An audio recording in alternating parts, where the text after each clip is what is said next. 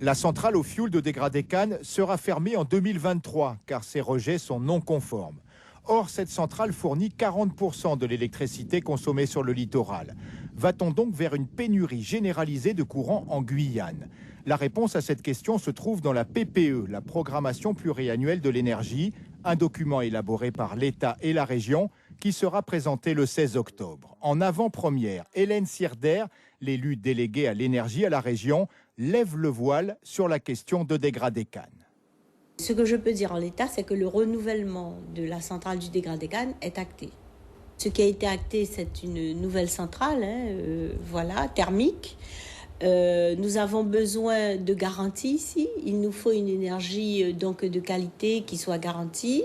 Le thermique apporte cette garantie, mais il faut aujourd'hui que le mix énergétique évolue, avec beaucoup plus d'énergie renouvelable dans les secteurs qui sont identifiés, en tout cas par l'exécutif régional, biomasse et petite hydraulique.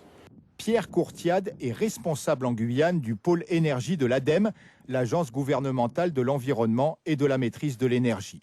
Ce spécialiste préconise une nouvelle centrale thermique à Dégradé-Cannes, mais moins puissante que l'actuelle, pour permettre le développement des énergies renouvelables.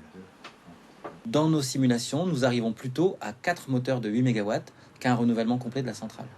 4 moteurs de 8 MW, ça fait 32 MW, là où la centrale aujourd'hui fait 70 MW. C'est-à-dire qu'on pourrait se contenter d'une puissance à peu près moitié par rapport à la puissance d'aujourd'hui. Et nous sommes persuadés qu'EDF doit apprendre un nouveau métier, qui est celui de gestionnaire d'un équilibre offre-demande avec des producteurs répartis sur le territoire, des producteurs principalement privés, qui vont produire avec des énergies renouvelables, pour garantir la qualité du service électrique aux consommateurs de Guyane. L'ADEME rappelle l'objectif de la loi sur la transition énergétique pour les DOM, une électricité produite à 100% avec des énergies renouvelables en 2030. Quant au projet de construction d'un deuxième barrage en Guyane, il n'est pas abandonné. Une étude de faisabilité est prévue dans la PPE pour un choix qui sera fait après 2023.